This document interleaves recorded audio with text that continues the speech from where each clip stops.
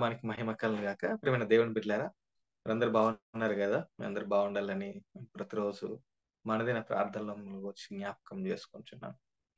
ఈ యొక్క YouTube live ద్వారా ఆ రీతిగానే జూమ్‌లో అటెండ్ ప్రతి ఒక్కరికి ప్రత్యేకమైన వందనాలని, శుభాలను తెలియజేస్తున్నాను. సజీవవాహిని గెస్తమనే నుండి గొల్గొతా వరకు అనే ఈ యొక్క 40 దినాల శిలువ ధ్యాన కార్యక్రమంలో ఈరోజు 18వ రోజున మనం వచ్చి ఈ రీతిగా దేవుని యొక్క వాక్యాన్ని ఎంతమంది సహోదరుల ద్వారా మీరు వింటూ ఉన్నారో దాన్ని బట్టి సంతోషం. ఇంకా మీరు ఆధ్యాత్మిక జీవితంలో బలపడాలని, ఇంకా మనకు మిగిలిన రోజుల్లో గూడా ఇలాంటి కార్యక్రమంలో మీరు వీక్షిస్తూ ఆధ్యాత్మిక మేలుకొలుపుకై ఆధ్యాత్మిక జీవితంలో సిలువకు దగ్గరగా, సిలువ నీడలో మనమందరము చేరాలనే అట్టి కృప పరిశుద్ధాత్మ దేవుడు మనందరికీ అనుగ్రహించాలని మనం ప్రార్థనతో ఈ యొక్క కార్యక్రమాన్ని ప్రారంభించుకుందాం. ప్రార్థన చేసుకుందాం. దయచేసి కళ్ళు మూసుకున్నట్లయితే. మమ్మల్ని మిక్కిలిగా ప్రేమించిన మా ప్రియ పరలోకపు తండ్రి, మీ యొక్క ఘనమైన, ఉన్నతమైన, శ్రేష్టమైన నామాన్ని బట్టి నీకు వందనాలు, స్తోత్రాలు, కృతజ్ఞతాస్తుతులు చెల్లిస్తున్నాం ప్రభువా. ఈ యొక్క దేవా ఈ యొక్క ప్రభువా సమయంలో మీ యొక్క సన్నిధానంకి వస్తున్నాం నాయన. మమ్మల్ని జ్ఞాపకం చేసుకోండి దేవా. గడిచిన రోజుల్లో ప్రభువా మీరు దేవా ఈ యొక్క కార్యక్రమంలో అన్నిట్లో మీరు తోడైనందుకు వందనాలు నాయన. ఈ యొక్క 18వ దినమున నాయన దేవా నీ వాక్యాన్ని అందిస్తున్న దాసుని జ్ఞాపకం చేసుకోండి. దీన్ని వీక్షించబోతున్న ప్రతి ఒక్క బిడ్డల్ని జ్ఞాపకం చేసుకోండి. సజీవాన్ని పరిచయం మీరు జ్ఞాపకం చేసుకోండి. కృపణ దయచేయమని మమ్మల్ని అందరినీ మీ దయగల చేతులకు అప్పగించుకుంటూ యేసయ్య నామమున అడుగు ప్రార్థన చేస్తున్నాం మా తండ్రి. ఆమేన్. ప్రియమైన దేవుని బిడ్డలారా, ఈ యొక్క రోజు యేసుక్రీస్తు ప్రభువారు సిలువలో వేలాడుతున్నప్పుడు ఆ దేశమంతటా చీకటి కమ్మెనని మత్తయి సువార్తికుడు మనకు రాస్తున్నట్టుగా మనం చూడవచ్చు. యేసు ప్రభు యొక్క సిలువ సమయంలో ఆ దేశమంతటా చీకటి కమ్మింది అనే మాటను మనం చూస్తూ ఉంటాం. మనము వాక్యాన్ని ఒకసారి గమనించినట్లయితే మత్తయి రాసిన సువార్త 27వ అధ్యాయము 45వ వచనంలో ఆ మాట మనకు కనిపిస్తుంది. మత్తయి సువార్త 27వ అధ్యాయము 45వ వచనంలో ఆ మాట మనకు కనిపిస్తుంది. మధ్యాహ్నం మొదలుకొని 3 గంటల వరకు ఆ దేశం అంతటా చీకటి కమ్మెను అనే మాట మనకు కనిపిస్తుంది. ప్రియమైన దేవుని బిడ్డలారా, మనము ఆలోచన చేసినట్లయితే అక్కడ మధ్యాహ్నం మొదలుకొని అనే మాట మనకు కనిపిస్తుంది. ఇంగ్లీష్ బైబిల్లో చూసినట్లయితే 6th అవర్ అనే మాట మనకు కనిపిస్తుంది. యూదుల సాంప్రదాయం ప్రకారం, యూదుల ఆచారం ప్రకారం వాళ్ళ యొక్క టైమింగ్స్ ఎలా ఉండేదంటే, ఆ సమయంలో వారిని గ్రీకులు ఆ యొక్క సమయంలో ఆ రోమా ప్రభుత్వము పరిపాలిస్తున్న టైం కాబట్టి, రోమా ప్రభుత్వంలో వాళ్ళకి మనం బైబుల్ అక్కడెక్కడ చూసినప్పుడు మనకు కనిపిస్తుంది. యేసు ప్రభు 4వ జామున నీళ్ళ మీద నడిచినట్టుగా, మొదటి జామున, 6వ జామున ఇలాంటి జాములు మనకు కనిపిస్తుంటాయి. వాళ్ళు ఒక 4 భాగాలుగా ఆ యొక్క టైమింగ్ ని వాళ్ళు డివైడ్ చేసిర్రు. అది ఎట్లా అంటే మనం చూసినట్లయితే ఒక 4 టైమింగ్స్ ని వాళ్ళు ఎందుకంటే 4 విధాలుగా ఎందుకంటే ప్రతి 3 గంటలకు ఒకసారి రోమా ప్రభుత్వంలో ఉన్న ఆ డ్యూటీస్ చేంజ్ అవుతుండేవి అన్నట్టు. ఆ డ్యూటీస్ అంతా వాళ్ళు చేంజ్ చేసుకునే విధానం ఉండేది. దాని టైమింగ్ ను బట్టి మనకు తెలుస్తుంది. మనం చూసినట్లయితే ప్రతి 3 గంటలకు ఒకసారి అక్కడున్న సైనికులు గాని, అక్కడున్న ఆ డ్యూటీస్ లో ఉన్న వ్యక్తులు గాని చేంజ్ అవుతుండేవారు. దాన్ని బట్టి వాళ్ళు ఒక టైం ని సెట్ చేస్తుండేవారు. అది ఎట్లా అంటే వాళ్ళకి మొదటి టైం ఎప్పుడంటే సాయంత్రం 6 గంటల నుంచి 6 PM టు 9 PM వరకు ఒక జాముగా, ఒక అవర్‌గా వాళ్ళు పెడుతూ ఉండేవారు.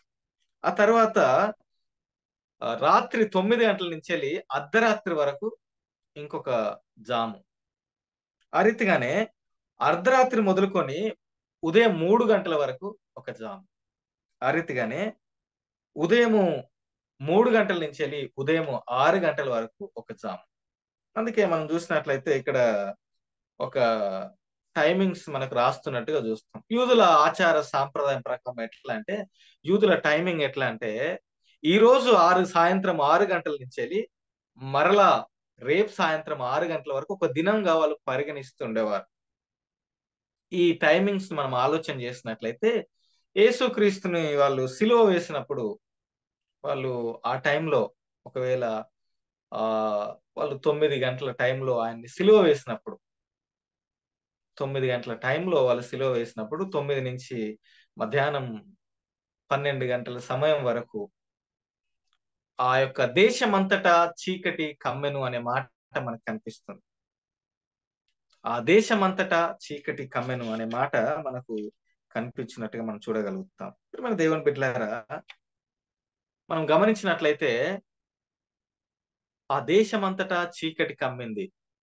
మనం ఆలోచన చేయొచ్చు. ఒకవేళ కొన్నిసార్లు మనకు సూర్యగ్రహణం వచ్చినప్పుడు, చంద్రగ్రహణం వచ్చినప్పుడు చిమ్మడి చీకటి ఉంటది గదా! అట్లా ఏమైనా సైంటిఫిక్‌గా మనం చూస్తే అట్లా అయింది గావచ్చు అన్నట్టుగా మనకు ఉన్న కొంతమంది జ్ఞానులు ఆలోచన చేస్తూ ఉంటారు. కానీ అప్పుడు పస్కా పండుగ గాబట్టి నిండు పౌర్ణమి ఉండే సమయం. అప్పుడు చంద్రగ్రహణం గాని, సూర్యగ్రహణం గాని ఏమి ఉండదప్పుడు. ఆహ్, ఆ యొక్క పస్కా పండుగ సమయం గాబట్టి, పౌర్ణమి సమయం. కాబట్టి ఈ చంద్రగ్రహణాలు, ఈ సూర్యగ్రహణాలు ఏమి లేవు. ఎందుకు మరి మధ్యాహ్నము ఆ టైంలో 3 గంటలు మొదలుకొని 3 గంటల వరకు ఆ యొక్క చీకటి ఆ దేశమంతటా కమ్మెను అనే మాట మనకు బైబిల్‌లో కనిపిస్తుంది. ప్రియమైన దేవుని బిడ్డలారా, ఆయన నిజంగా దేవుని కుమారుడు అనుటకు ఆ యొక్క సాదృశ్యం మనకు కనబడుతుంది. మనం చూసినట్లయితే యేసు ప్రభు పుట్టినప్పుడు గొప్ప వెలుగు కలిగిందంట. గొప్ప వెలుగు కలిగింది. దూత వచ్చినప్పుడు వెలుగొచ్చింది. నక్షత్రం వచ్చినప్పుడు వెలుగొచ్చింది అన్నట్టుగా మనం చూస్తాం. భూమి ఆకాశములు సృజించిన దేవుడు ఆయన పుట్టినప్పుడు గొప్ప వెలుగొచ్చిందంట. ఆయన చనిపోయినప్పుడు ఆ దేశమంతటా చీకటి కమ్మెను. ఇదిగో చీకట్లో నడుచున్న జనులు గొప్ప వెలుగు చూస్తారని చెప్పాడు. యోహాను సువార్తలో మనకు కనిపిస్తుంది. ఇగో లోకానికి వెలుగై ఉన్నాను అంట. వెలుగైన దేవుడు చనిపోయినప్పుడు ఎందుకు అంత చీకటి కమ్మింది? ప్రియమైన దేవుని బిడ్డలారా, మనం ఆలోచన చేసినట్లయితే ఆయన నిజంగా దేవుని కుమారుడు అనుటకు ఇది సాదృశ్యంగా మనకు కనబడుతుంది. ఆయన పుట్టినప్పుడు గొప్ప వెలుగు కలిగింది. ఆయన చనిపోయినప్పుడు గొప్ప చీకటి కలిగినట్టుగా మనం ప్రియమైన దేవుని బిడ్డలారా, మనం ఆలోచన చేసినట్లయితే ప్రకృతి కూడా ఆయన జననానికి, మరణానికి ఒక సాదృశ్యంగా మనకు కనబడుతుంది. యేసు ప్రభువారు పుట్టినప్పుడు ఒక వెలుగు కలిగింది. చనిపోయినప్పుడు గూడా ఒక చీకటి కమ్మింది. భూమి, ఆకాశములు ఆయనకు లోబడుతున్నవి, దేవునికి లోబడుతున్నవనే సత్యాన్ని మనం గ్రహించగలుగుతుంటాం. ప్రియమైన దేవుని బిడ్డలారా, ఆ యొక్క దేశమంతటా చీకటి, కటిక చీకటి కమ్మింది అనే మాట మనకు బైబిల్‌లో కనిపిస్తుంది. కొన్నిసార్లు దేవుని యొక్క కుమారుడు ఆ శిలువలో వేలాడుతున్నప్పుడు, దేవుడు ఆ యొక్క పాపాన్ని పట్ల, ఆ కుమారుని పట్ల అసంతృప్తిని వ్యక్తపరిచినప్పుడు, ఆ యొక్క ఆ దేశమంతటా చీకటొచ్చినట్టుగా మనం చూడగలుగుతాం. అంతగా తను బాప్టిజం తీసుకున్నప్పుడు ఈయనే నా ప్రియ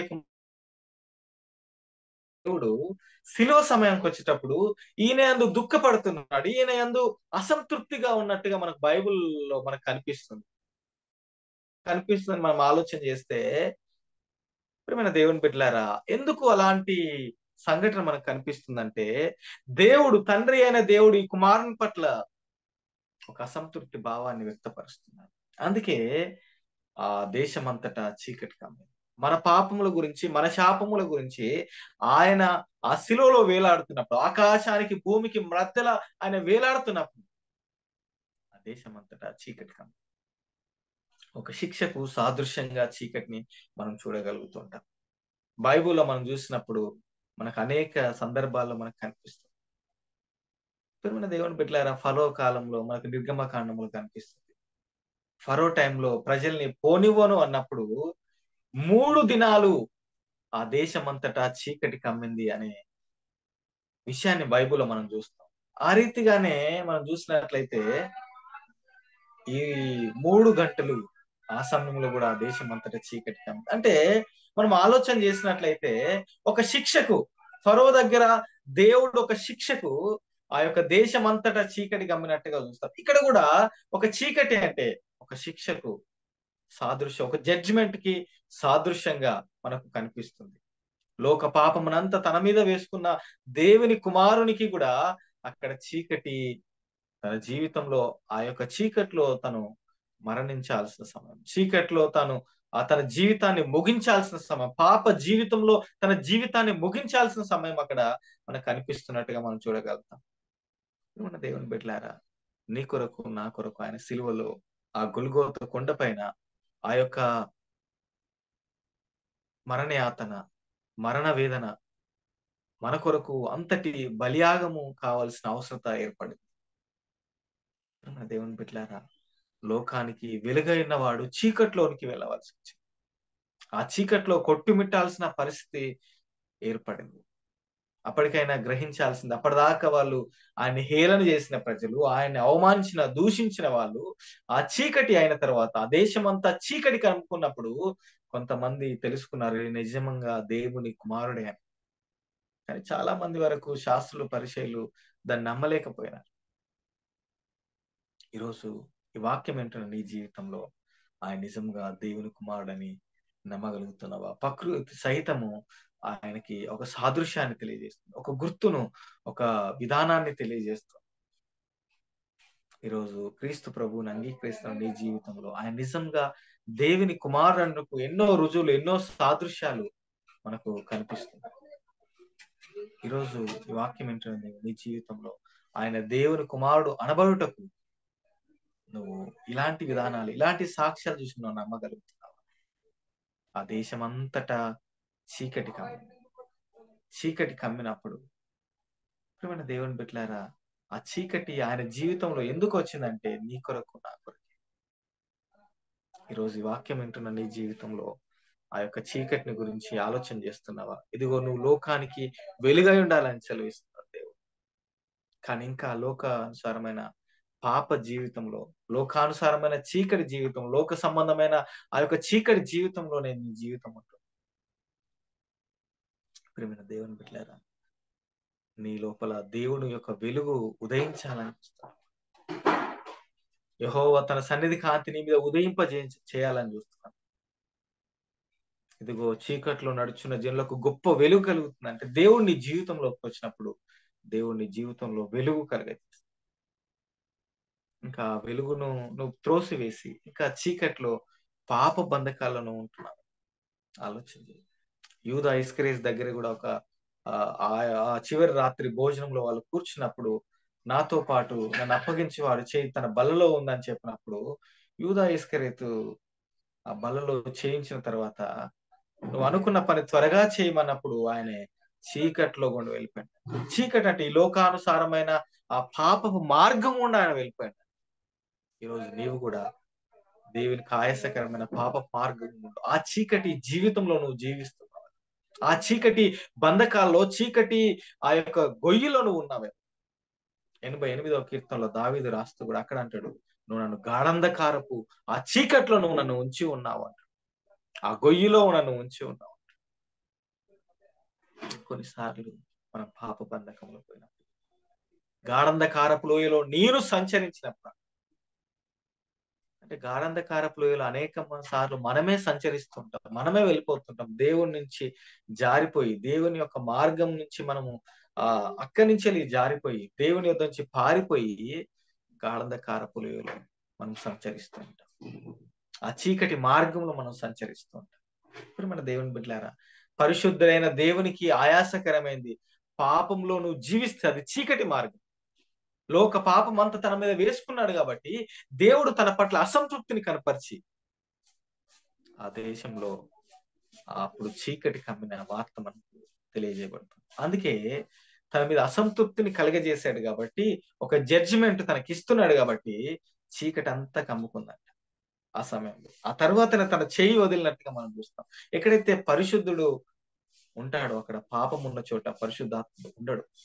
అందుకే తన చేయి విడిచిపెట్టినట్టుగా మనం చూడగలుగుతాం. అంటే తనకు ఒక జడ్జిమెంట్ ఇస్తున్నాడు. తన యందు ఆనందించిన వాడు తన యందు అసంతృప్తిని తెలియజేస్తున్నాడు. ఈరోజు నీ జీవితంలో దేవుడు నీ యందు ఆనందించాలని నీకు రక్షణ భాగ్యాన్ని ఇచ్చి, నీ జీవితంలో వెలుగునిచ్చి, వెలుగుమయంగా ఉన్న దేవుడు, చీకట్లో నడుచున్న నిన్ను గొప్ప వెలుగులోనికి తీసుకొచ్చిన దేవుడు మరలా చీకటి మార్గంలో ఆయన నీకిచ్చిన మార్గాన్ని వదిలిపెట్టి ఆయన నీకు ఇచ్చిన ఆ యొక్క రక్షణ జీవితాన్ని, వెలుగుకరమైన జీవితాన్ని వదిలిపెట్టి నువ్వు ఇంకా చీకటి మార్గంలోనే ప్రవేశిస్తున్నావు. ఆలోచన చేయి, ఎలాంటి జీవిత విధానంలో. ప్రియమైన దేవుని బిడ్డలారా, మనం చూద్దాం యెషయా గ్రంథము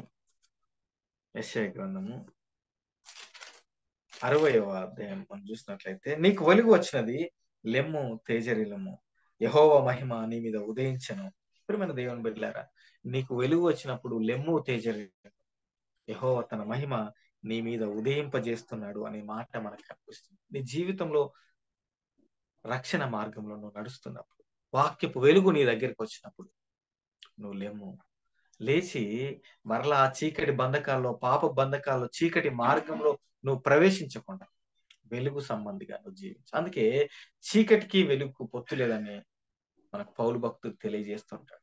చీకటి జీవితంలోకి వెలుగు జీవితానికి పొత్తుంటాడు. అప్పటిదాకా ఆయన ఈ లోకంలో మానవులను సరిచేయడానికి వచ్చిన దేవుడు, అప్పటిదాకా వెలుగుగా ఉన్నానని ప్రకటించిన దేవుడు, వెలుగులోనికి రండి అని వెలుగులోనికి వాళ్ళని నడిపించిన యేసు ప్రభువారు ఒక్కసారిగా చీకట్లో ఉండవలసిన పరిస్థితి ఏర్పడింది. లోక పాపమంతా తన మీద వేసుకున్నాడు కాబట్టి ఆ చీకటి ఆయన కమ్ముకుంది. దేవుని బిడ్డలారా, చీకటి సాతానుకు, చీకటి పాపానికి, చీకటి అపవాదికి సాదృశ్యం. మనం బైబిల్లో చూసినట్లయితే చీకటి మనకు చాలా సందర్భాల్లో కనిపిస్తుంది.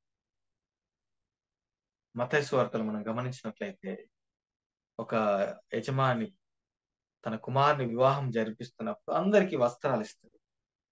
వస్త్రాలు ఇచ్చిన తర్వాత ఒక వ్యక్తి మాత్రం వస్త్రాన్ని తీసుకొని రాడు. ఆ వ్యక్తిని తీసుకెళ్లి, నీ వస్త్రం మీద అన్నప్పుడు ఆయన మౌనంగా ఉంటాడు. మౌనం ఉన్నప్పుడు ఈయన తీసుకెళ్లి కటిక చీకట్లో పడవేయండి అని చెప్తున్న సందర్భం మనకు కనిపిస్తుంది.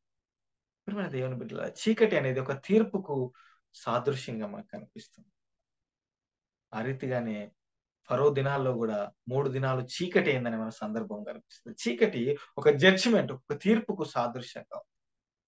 తండ్రి అయిన దేవుడు కుమారుని మీద తీర్పు తీరుస్తున్నాడు కాబట్టి, లోక పాపాన్ని తన మీద వేసుకుని ఆ శిలువలో నరక యాతన అనుభవిస్తున్నాడు కాబట్టి, అలాంటి టైంలో చీకటి భూలోకం అంతా కమ్ముకుంది అనే విషయం మనం చూడగలుగుతాం. ప్రియమైన దేవుని బిడ్డలారా, ఇంచుమించు ఆ చీకటి ఎంతసేపు ఉన్నదో మనం ఆలోచన చేయవచ్చు. ఈరోజు నీ జీవితంలో ఆ చీకటి సాతానుకు నువ్వు చోటిచ్చి, సాతాను ఆ చీకటి జీవితానికి మనం చూస్తుంటాం అనేక సార్లు చీకటి క్రియలు చేస్తున్నాం.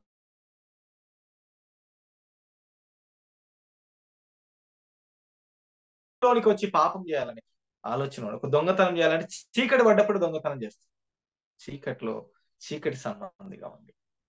నీ జీవితంలో వెలుగు సంబంధిగా జీవిస్తూ కూడా చీకటి పనులు నువ్వు చేస్తున్నావు. చీకటిలో నువ్వు జీవిస్తున్నావు. చీకటి ఆ యొక్క అనుసారమైన జీవితం నీ లోపల ఉందేమో ఆలోచించి. అందుకే ఇక్కడ మనకు యెషయా గ్రంథము 60వ అధ్యాయం కనిపిస్తుంది. చూడుము, భూమిని చీకటి కమ్ముచున్నది, కటిక చీకటి జనములను కమ్ముచున్నది అనే మాట కనిపిస్తుంది. ఈ రోజు మనం లోకంలో చూసినట్లయితే ఎక్కడ చూసినా భూమిని చీకటి కమ్ముతున్న విధానం మనం చూడగలుగుతాం. చీకటి పాపానికి సాదృశ్యంగా, పాపానికి చీకటి సాదృశ్యంగా ఉన్నట్టుగా మనం చూడగలుగుతాం. మన దేవుని బిడ్డలారా, ఆ రోజు లోక పాపమును మోసుకొని పోతున్న యేసుక్రీస్తును చీకటి కమ్ముకున్నట్టుగా ఈ రోజు భూమిని చీకటి కమ్ముకుంటుంది. పాపం ఎక్కడ చూసినా పాపమే. చిన్న చిన్న పసిబిడ్డల పైన అత్యాచారాలు, అఘాయిత్యాలు చేస్తున్న సందర్భాలు మనకు కనిపిస్తుంది.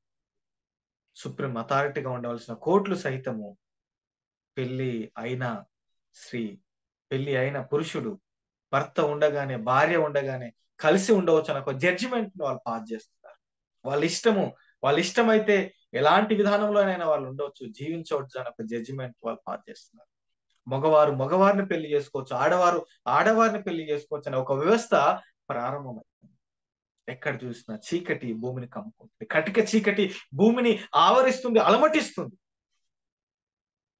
దేవుని బిడ్డలారా, ఇలాంటి చీకట్లో దేవుడు నువ్వు లోకానికి వెలుగుగా ఉండమన్నాడు. నువ్వు వెలుగుగా ఉండే తీర్మానంలో నువ్వు ఉండగలుగుతున్నావా? యేసుక్రీస్తు లోకానికి వెలుగై ఉన్నాడు. అందుకే కింది వాక్యంలో చెప్తున్నాడు, యెహోవా నీ మీద ఉదయించి ఉన్నాడు, తన మహిమ నీ మీద కనబరుచున్నాడు, జనములు నీ వెలుగు వద్దకు వచ్చదు, రాజులు నీ ఉదయకాంతి యుద్ధకు వచ్చేదురు అనే మాట మనకు కనిపిస్తుంది. ప్రియమైన దేవుని బిడ్డలారా, నువ్వు వెలుగు సంబంధిగా ఉన్నప్పుడు, నువ్వు వెలుగులో ఉన్నప్పుడు, చీకట్లో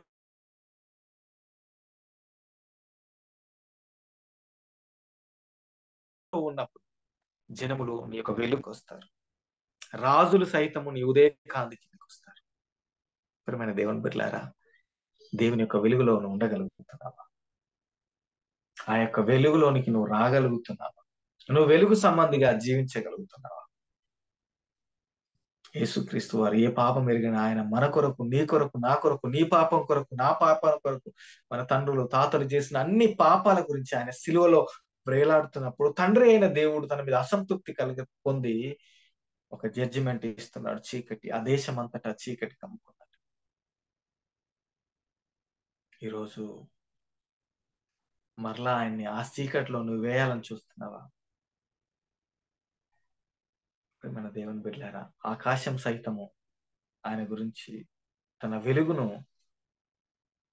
దాచుకుంది. తన వెలుగును ముఖం చాటేసిన విధానంలో మనకు కనిపిస్తుంది. మరలా ఈ రోజు కూడా నువ్వు అదే చీకట్లో ప్రవేశించి అదే చీకటి పనులు చేస్తూ అదే చీకటి సంబంధమైన కార్యాలకు నువ్వు పూనుకొని కార్యాలకు నువ్వు జీవిస్తూ నీ జీవితంలో అలాంటి జీవిత విధానంలో నువ్వు ఉండగలుగుతున్నావు. ఆలోచన చేయి. ఎలాంటి జీవితంలో నువ్వు ఉంటున్నావు, ఎలాంటి జీవిత విధానాన్ని నువ్వు అవలంబిస్తున్నావు. దేవుడు కోరుకుంటున్నాడు తన ఉదయ కాంతి, తన సన్నిధి కాంతి నీ మీద ఉదయింపజేయాలి. అలాంటి వెలుగులోకి నువ్వు రాగలుగుతున్నావు. ప్రియమైన దేవుని బిడ్డలారా, ఈ దేవుని కుమారుడు నిజంగా ఉన్నాడని భూమి ఆకాశములు ఆయన గురించి సాక్ష్యం ఇస్తున్నాయి. ఆయన పుట్టినప్పుడు గొప్ప వెలుగు కలిగింది, ఆయన చనిపోతున్నప్పుడు చీకటి కలిగింది, ఆయన చనిపోయినప్పుడు భూకంపం వచ్చిందంట, భూమి తలకిలన అయిపోయిందంట. ఇవన్నిటిని మనం ఆలోచన చేసినప్పుడు భక్తులు, మంచి మంచి తత్వవేత్తలు, మంచి మంచి శాస్త్రవేత్తలు సైతము ఇది నిజము, ఈయన దేవుని కుమారుడని నమ్మిన నువ్వు నమ్మలేకపోతున్నావు. ఇంకా లోకంలో చీకట్లో ఉన్న లోకాన్ని ఈ వెలుగులోనికి నువ్వు నడిపించలేకపోతున్నావు. ఇంకా మారలేక ప్రభువును తెలియకుండా నువ్వు ఉన్నావేమో. బైబిల్లో మనం చూస్తే, మనము చరిత్ర గ్రంథాల్లో మనం చూస్తే, సైంటిఫిక్ గా మనం చూస్తే మనకు తెలియబడుతుంది యేసు ప్రభు వారు నిజమైన దేవుడు. ఆయన శిలువలో వేలాడినప్పుడు నీ పాపం గురించి, నా పాపం గురించి ఆయన యాతన పడ్డాడు అనే సత్యాన్ని ఇంకా తెలుసుకోలేకపోతున్నావు. ప్రియమైన దేవుని బిడ్డలారా, ఒకసారి ఆలోచించు. నువ్వు చీకటి మార్గంలో ఉన్నావు, వెలుగు మార్గంలో ఉన్నావు. నీ గురించి ఆయన అంతకు ముందే ఆ చీకట్లో నీ గురించి నరక యాతన అనుభవించాడు. నీకు గొప్ప వెలుగు నీ మీద ఉదయింపజేశాడు. కానీ వెలుగు కిందికి రాలేకపోయి ఆ చీకట్లోనే, చీకటి బంధకాల్లోనే, చీకటి క్రియల్లోనే నువ్వు జీవిస్తున్నావు. యెహోవా నిన్ను తన వెలుగులోనికి ఆహ్వానిస్తున్నాడు. ఈ వాక్యం ద్వారా తన వెలుగులోనికి, ఆ సిలువ నీడ కిందికి, ఆ సిలువ వెలుగు కిందికి నిన్ను ఆహ్వానిస్తున్నాడు. వస్తున్నావా? ఆయన వెలుగులోనికి నువ్వు రాగలుగుతున్నావు. ఆయన వెలుగులో నువ్వు జీవించాలనే ఆలోచన, ఆతృత నీకుందా? ఆలోచన. ఎలాంటి జీవిత విధానాన్ని కలిగి జీవిస్తున్నావు, ఎలాంటి బ్రతుకు నువ్వు కలిగి జీవిస్తున్నావు? లోకానుసారమైన పాపంలో వెళ్ళిపోతే నీ జీవితము చీకటిమయమైపోతుంది. చీకట్లో ఉన్నప్పుడు ఏది నీకు కనిపించదు. చీకట్లో ఉన్నప్పుడు పాపం తప్ప నీకు ఏది కనిపించదు. నువ్వు చేసేదే కరెక్ట్ అనే జీవితంలో వెళ్ళిపోతావు. నువ్వు వెలుగులోనికి వచ్చినప్పుడు ఎక్కడెక్కడ లోపాలు ఉన్నాయి, ఎక్కడెక్కడ పాపం ఉన్న నీ జీవితంలో నువ్వు కనుగొనగలుగుతావు. అందుకే యేసుక్రీస్తు నీ లోకానికి వెలుగై ఉన్నాడు. ఆ వెలుగు కిందికి వచ్చినప్పుడు నీ లోపల ఉన్న, నీ దగ్గర ఉన్న మరకలు గాని, నీ లోపల లోపాలు గాని, నీ లోపల ఉన్న పాపాలు గాని ప్రతి నీకు కనిపిస్తుంది. కాబట్టి ఆ యొక్క వెలుగు కిందికి నువ్వు వస్తే నిజంగా నువ్వు వెలిగించబడతావు. వెలుగుగా నువ్వు మారుతావు. అనేకులు వెలిగించడానికి కారణం అవుతుంది. కాబట్టి ఈ సిలువ నీడ కిందకి వచ్చి, సిలువ నీడలో, సిలువ వెలుగులో, అయ్యా నా జీవితం ఇలా ఉన్నదని నువ్వు నీ జీవితాన్ని నువ్వు తెరిచి చూసుకున్నావు. ఆయన యొక్క నువ్వు పశ్చాత్తాపడ్డావు. నువ్వు వెలుగుమయంగా మారుతావు. అట్టి కృప పరిశుద్ధాత్మ దేవుడు మనందరికీ కలగజేయను గాక. ఆమె ప్రార్థన చేసుకున్నాం. కల్పిస్తున్నట్లయితే, మమ్మల్ని మిక్కిలిగా ప్రేమిస్తున్న మా తండ్రి, ఆ దేశం అంతటా చీకటి కమ్మింది దేవా. నా జీవితం ఇప్పటికే చీకటిమయం కమ్మిపోయిన ఆయన, నా హృదయం చీకటిలో ఉంది నాయన. నా హృదయం చీకటికి చోటిస్తూ చీకటి క్రియలకు చోటిస్తూ చీకటి కార్యాలు నా జీవితంలో జరిగిస్తున్నాను. నా జీవితంలో అలాంటి చీకటి ఉండదు. నేను చీకట్లో నడుచు జనులు గొప్ప వెలుగు చూస్తారన్నావు. ఆ వెలుగును చూసే భాగ్యం నాకు దయచేయండి.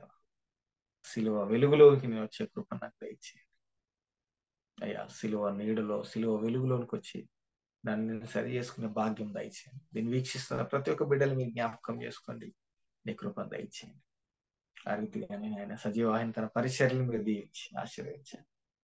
జరుగుతున్న ప్రభా గెస్తేమని నుండి గొల్గోత 40 దినాలు శిలువ ధ్యాన కార్యక్రమాల్లో మీరు తోడైనా చెప్తున్న సహోదరులను ప్రతి ఒక్కరు మీరు జ్ఞాపకం చేసుకోండి. ఈ వాక్యం నాయన ఎవరైతే చీకట్లో ఇంకా జీవిస్తున్న అలాంటి జీవితంలో వెలుగుమయంగా మార్చమని ప్రార్థన చేస్తున్నాం. మీ దయగల చేతులకు అప్పగించుకోండి. ఏసైనా నడుచున్నామా తండ్రి. ఆమె తండ్రి కుమార పరిశుద్ధాత్మను త్రియేక దేవుని యొక్క దీవెన ఆశీర్వాదము మనకును సకల పరిశుద్ధులకు చీకట్లో జీవిస్తున్న ప్రతి ఒక్కరికి వెలుగులో నడిపించు సదాకాలం తోడైనను గాక. Amen. Praise the Lord. Thank you.